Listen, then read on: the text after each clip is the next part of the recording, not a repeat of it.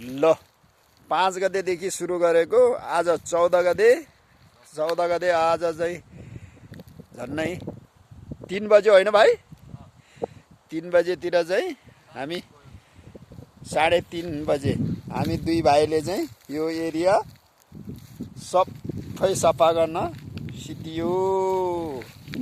ल सरर देखेछ तल आगो लाउन बाँकी छ। यो काल्नाहरू सर्लक्का लो बोटहरू यसरी राखेको छ।